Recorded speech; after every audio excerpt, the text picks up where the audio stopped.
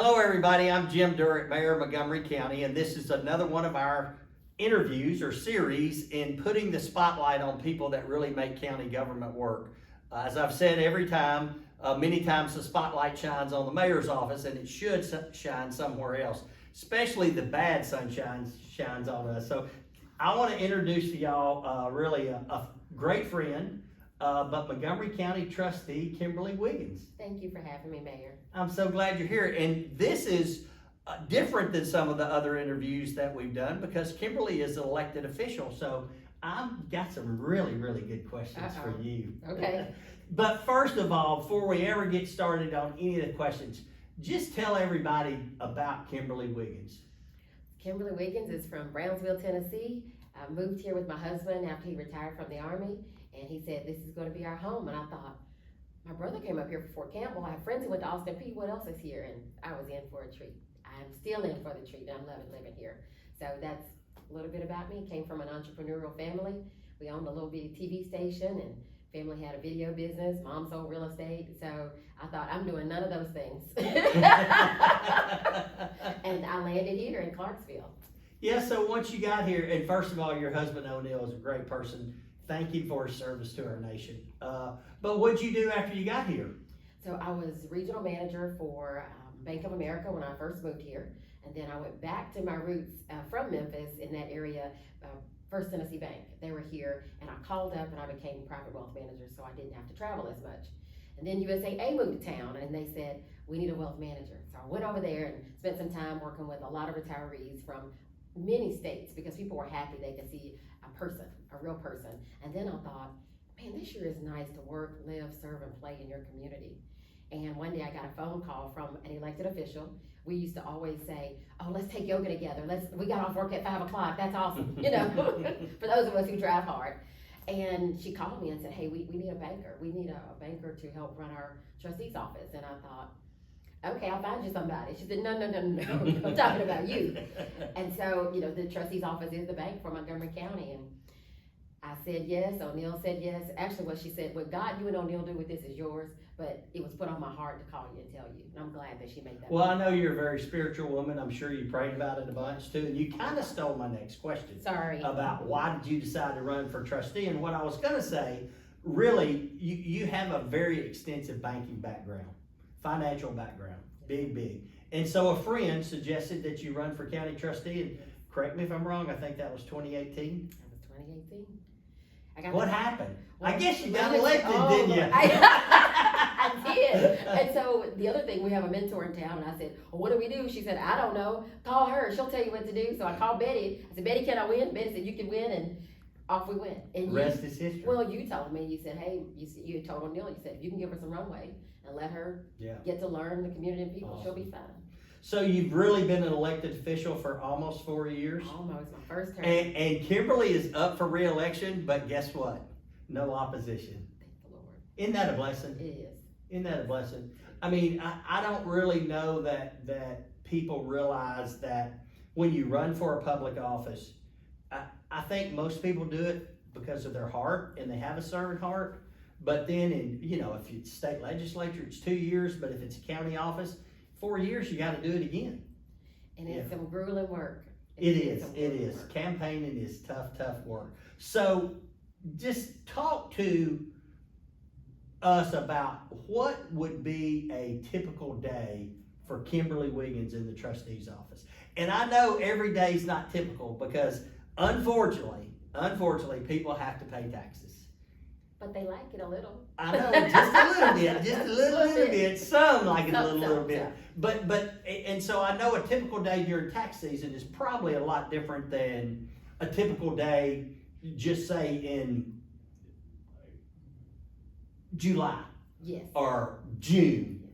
Or August. But November till really the end of February, really probably into the end of March. Until last week. Yeah. Okay, so let's talk about just not during tax season. Okay. What's a typical day? A typical day. So right now we're still accepting applications for the will tax rebate. So if someone is over 65 and they have an income of less than $25,000, when they pay the will tax rebate, when they renew their tax, they can come over and apply for that $25 rebate. So that's one program. We're also continuing to enter applications for the tax relief program. We're the second largest program in the state. Wow, that's awesome. That's a beautiful thing to help a lot of people. And then we also are one of only 39 counties who offers tax freeze. So we're still upon those deadlines for the state of May 5th. As well, we're also purging files because, of course, having those, large base of folks who are on the programs, you are continuing to call them to follow up to make sure, right now, the state is talking to the VA to make sure those conversations are still being had so that their application don't fall through the cracks. We're always looking at where are we on our investments? Are we earning interest? Having several conversations with our investment firms and banking organizations to figure out what's going on and how do we earn more money for the county. And then this is a heavy audit season for us.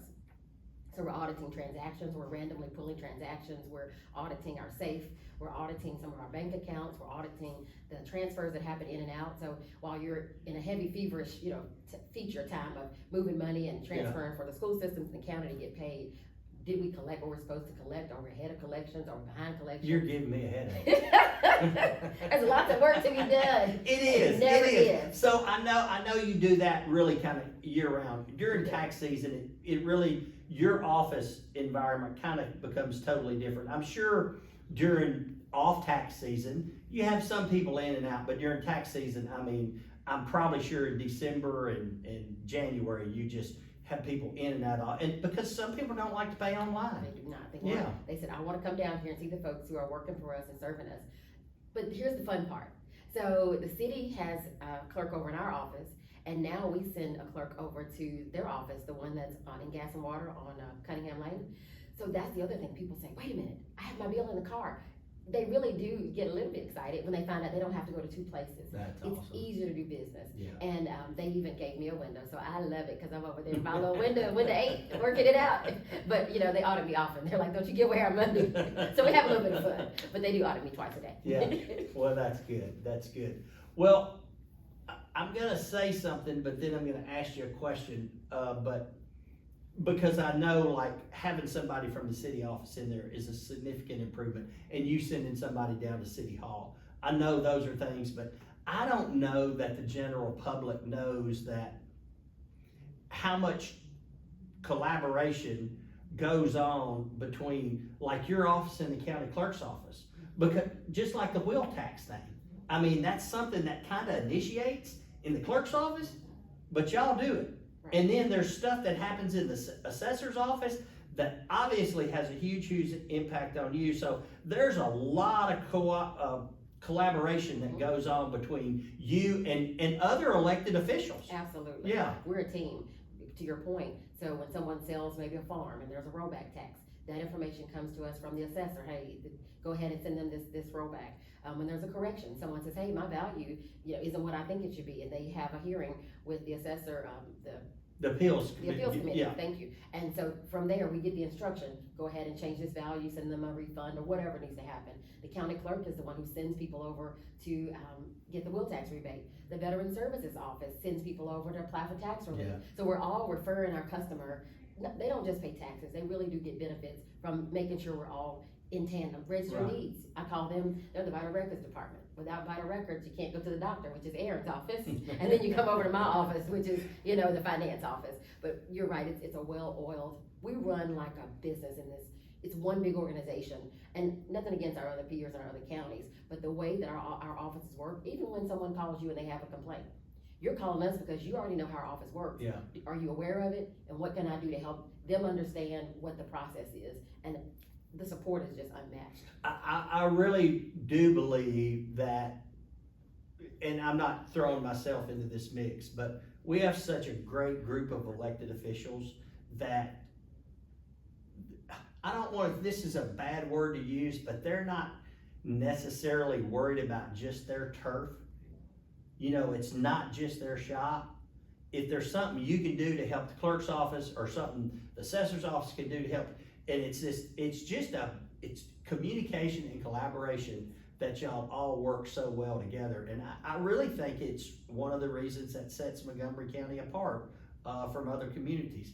So I'm gonna go to this other question, and I don't know if you can answer it with one thing, but since you've been trustee, what's something significant that you think that's made that office better? This is probably a real small one when I say it, but it's huge. No one in my office can open the safe by themselves. That was a real thing. And I remember at the time our accountant asked me, should I have the whole combination to the safe? No. And so we're under dual control. That was the main component to add to that office is there's nothing, not even me, I should not be able to open that safe by myself when we're doing business. So just teaching everybody the basic components, and that's just one of them. We're a bank, and we need to look like a bank, run like a bank.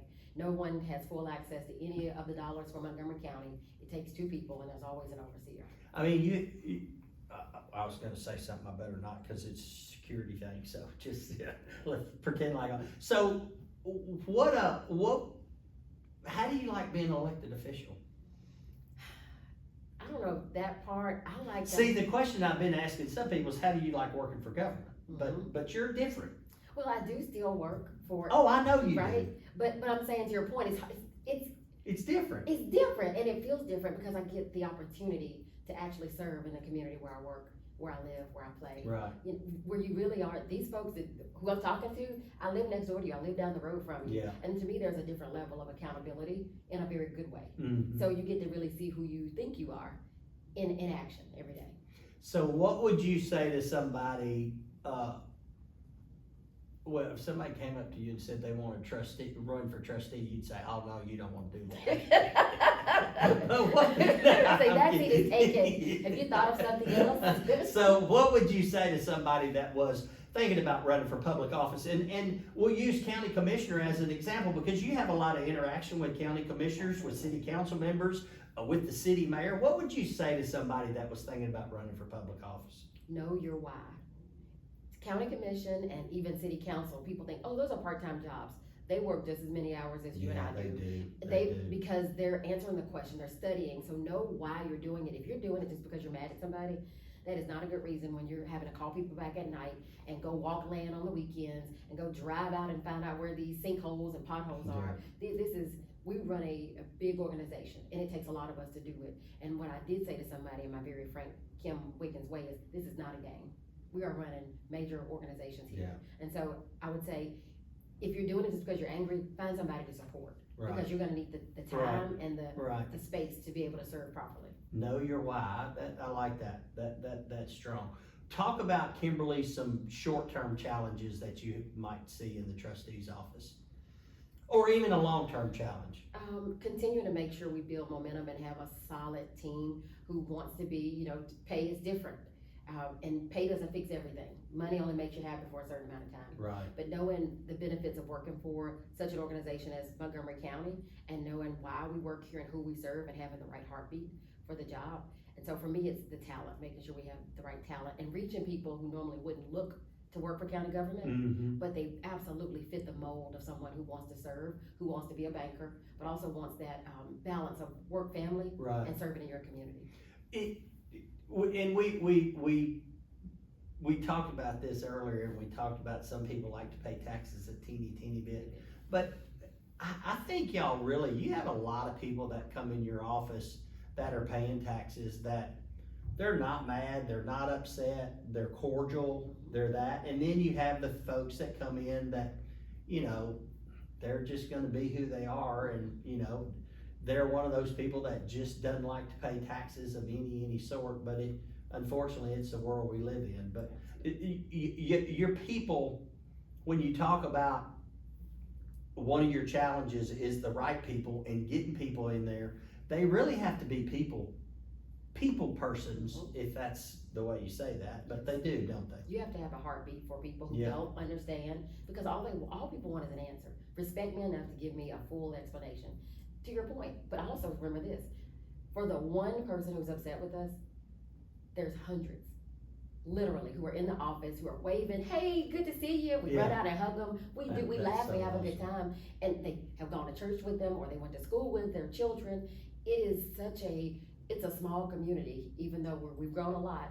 And so it makes life a little bit easier, but because we don't get a lot of complaints, it just wounds them when somebody says they did a bad job, or, when their taxes were increased. Yeah. But explaining what happened and why this happened, And to your point, because of the relationships, sometimes we just walk them down to the assessor's office. We just have the conversation with them. We don't just send them down the hallway. Right. And they really appreciate that we take the time to do That's that. awesome. That's awesome.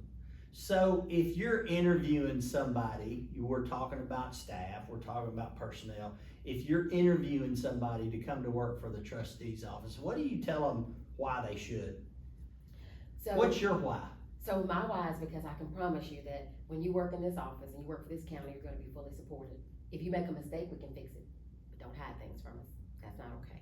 If you make them along the way, there's always gonna be someone on your left and right and somebody on your flank who's got your back. We will help you learn how this office works, what our portion is, and I think the other part is not just thinking about we're the trustee's office. What I say is, so goes the trustee's office, so goes the county.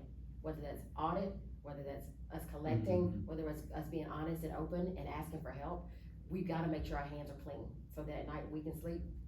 Yeah. And I say, if you wanna be in an environment like that, come work with us. If you wanna be somewhere where you do have to wonder, am I gonna have a job tomorrow, you're gonna be fine as long as we make sure we're accountable. Right. We have a 363 feedback. You got a question, you got a concern, we have one-on-ones, let's come talk about it. Awesome. Awesome. What would you tell somebody that maybe you stumbled across outside or something that maybe asked you, like, I'm looking for the public library or looking for something, and because you do like to talk to people. Which I think that's so awesome, and you find out they're thinking about moving here. Why would you tell them to move to Montgomery County? Because you're not a Montgomery County and you've been here a long time, but why would you tell them, why should they move to Montgomery County? If you wanna be somewhere where you belong, this is where you can come. Everyone has a place here. What is it that you like to do? How do you like to serve? What fun do you like to have? I can almost guarantee you we've got a spot for you, but you gotta look for it and want it, because we're here. And the reason sometimes you don't see it is because people have their head down working. They're working on a purpose, a cause. Right. There's something to improve our community. I think that's a thing that I see a lot. We're all looking for, not let me fix something that's broken, but where is there, I think of it like an organization I serve in Rotary. Where does government end and where do we start to help to bridge that gap? And that's actually why I was a few minutes late. I saw a lady who was lost looking for the BSO with her service dog. And so we started walking and talking. Welcome to Clarksville. What brought you here? That is so cool. Would you recommend a life of public service to somebody?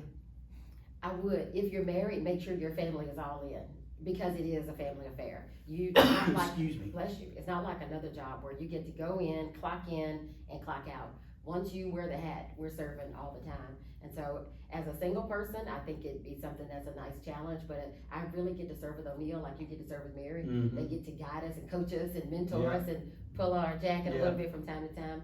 But if you're interested in serving fully, absolutely. But know when and know why, because there'll be a time when you need to serve and there's times when you pull back. When you go to Rotary, you're still the trustee. Absolutely. Even though you may be president of Rotary, you're still the trustee. That's true. If you go to Austin P basketball game, you're Kimberly Wiggins, but you're still the trustee. It never leaves you. No. I think that's what people like the most.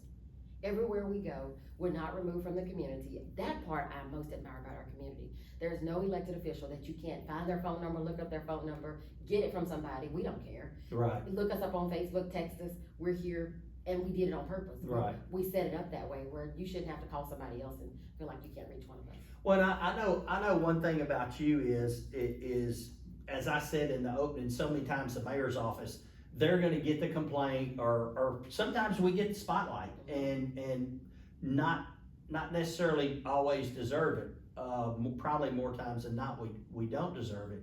But I'll get a call or something from somebody that's a question about their taxes, and I reach out to Kimberly, and in a lot of organizations, that may whittle down a couple of levels, and that person reaches out back to Mr. and Miss Joe Public and communicates with them. You communicate straight back to them. Absolutely. Yeah, and I think that's one of the things that people admire about you. You know, when you think about an elected official, a lot of people think politician, but you're truly a servant. You're truly a public servant. I love that I get to do it every day. I know you do. I know you do. So tell me something that's been one of the most gratifying experiences in your role? Wow, so many. I get to get feedback from my husband. He's always watching. My chief deputy, who was our accountant, was one of the ladies who helped to, as you know, there's been some big transformations before I came and after I came to the office. But working with people, especially with Sydney by my side, someone who it's her pleasure to help, to work, to serve alongside me for us to get things done. As you know, wherever Kimberly is, Sydney's usually somewhere nearby. Yeah. The most gratifying piece is knowing that I had this phrase I used to use, it's probably HR non-compliant, but it's called, I don't want people beating the kids when I'm not home. Mm-hmm. I know that she's gonna take full accountability to that office. I know that she's gonna treat the team with the utmost fairness and respect, but she's gonna get to the bottom of it. If there is something going on, Sydney Green's gonna get to it. She's a good person. Yes, she is a good, fine Christian Yeah. woman, and I know a lot of people don't get to brag about that, but that's the blessing that I have in our office. Yeah. So just knowing that when I'm there, when I'm not, she's the same person, she's accountable and she's leading, so it does help that I can go out in the community and spend time and kind of release it and know that that office is fully in good hands, because that's what you gotta make sure of when I'm not there, what's happening. Right.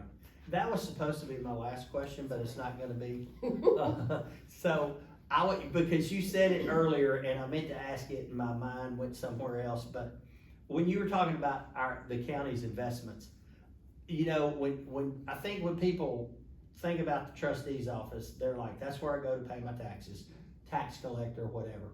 But the investment side of that it's huge. Yes, sir. I mean, it's hundreds of millions of dollars.